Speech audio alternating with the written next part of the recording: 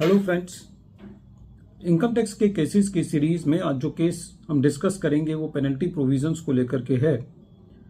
काफ़ी सारे केसेस में ऐसा देखने को मिला है कि जहां पर असेसिंग ऑफिसर ने पेनल्टी लगाने के लिए जो पेनल्टी नोटिस दिया उसके अंदर इस चीज़ को स्पेसिफाई नहीं किया कि जिस सेक्शन के अंदर असेसिंग ऑफिसर पेनल्टी लगाना चाहता है उस सेक्शन के किस लिम के अंदर उसको स्पेसिफाई नहीं किया।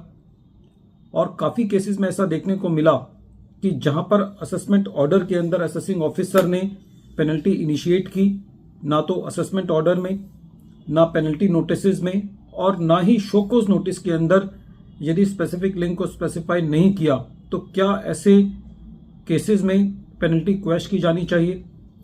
यही provision section 271 subsection 1 clause C के केसेस में एप्लीकेबल था। तो क्या सेम चीज सेक्शन 270A की पेनल्टी जो कि अंडर रिपोर्टिंग या मिस रिपोर्टिंग के लिए है वो लॉ यहां भी लगेगा।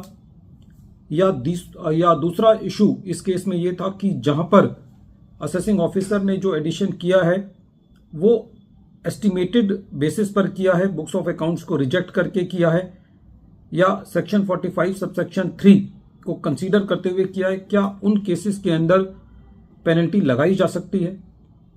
यही दोनों इशू प्रेजेंट केस में पुणे आईटीएटी की ए बेंच ने अपने एक case deputy commissioner of income tax versus Chakradhar contractor and engineers private limited के केस में डिसाइड की। ये case 128 ITR tribunal page number 33 पर रिपोर्ट हुआ और इस केस का जजमेंट 26 दिसंबर 2024 को आया। प्रेजेंट केस में असेसमेंट ईयर 2020, 21 और 21, 22 इन्वॉल्व थे। असेसी की असेसमेंट प्रोसीडिंग्स चल रही थी। असेसी एक बिल्डिंग कंस्ट्रक्शन के काम में था और असेसी ने अपनी ग्रॉस रिसीट्स का 7.37% प्रॉफिट दिखाया था। जो कंसर्न ईयर्स थे उन कंसर्न ईयर्स में असेसी की जो सेल थी वो काफी अमाउंट से बढ़ गई थी। असेसिंग ऑफिसर की ये एलिगेशन थी कि असेसी ने ड्यूरिंग दीज 2 ईयर्स अपने खर्चों को काफी इन्फ्लेट किया है, अपने एक्सपेंसेस को ज्यादा दिखाया है और इसलिए असेसिंग ऑफिसर ने जो असेसी ने 7.37 प्रॉफिट का रेट लिया था उसको 10% कर दिया। असेसी ने इस एडिशन के अगेंस्ट अपील फाइल नहीं की। असेसिंग ऑफिसर ने जो असेसमेंट ऑर्डर पास किया उस असेसमेंट ऑर्डर के अंदर पेनल्टी इनिशिएट की और असेसमेंट ऑर्डर में यह लिखा कि यह penalty under reporting via miss reporting है। उसके बाद जो पेनल्टी के ऑर्डर भी पास किए गए और जो भी नोटिसेस भेजे गए थे उन नोटिसेस के अंदर कहीं पे भी ये स्पेसिफाई नहीं किया था कि जो सेक्शन 270A है, सेक्शन 270A 2 चीजों के लिए है, एक अंडर रिपोर्टिंग के लिए और एक मिस रिपोर्टिंग के लिए। सेक्शन 270A अंडर रिपोर्टिंग के लिए है और section 270A subsection 9 miss reporting के लिए है।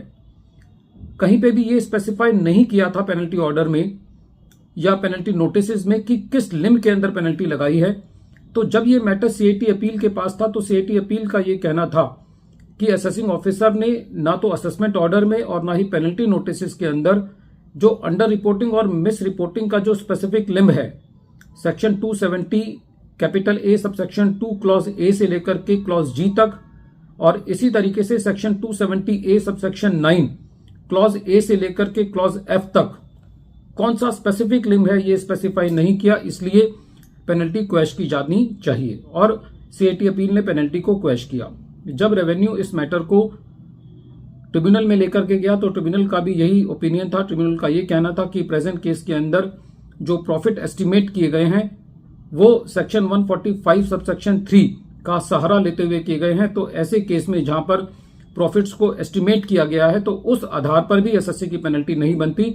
और क्योंकि असेसिंग ऑफिसर ने पेनल्टी के स्पेसिफिक लिम को ना तो असेसमेंट ऑर्डर में और ना ही पेनल्टी नोटिस के अंदर स्पेसिफाई किया तो ऐसे केस में एसएससी की पेनल्टी क्वैश की जानी चाहिए और ट्रिब्यूनल ने भी सीआईटी अपील के द्वारा जो पेनल्टी डिलीट की गई थी उसको अपील रखा।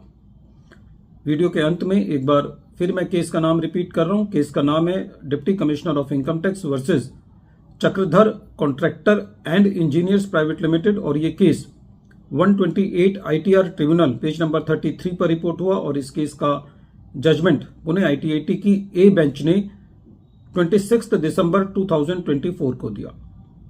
Thank you friends.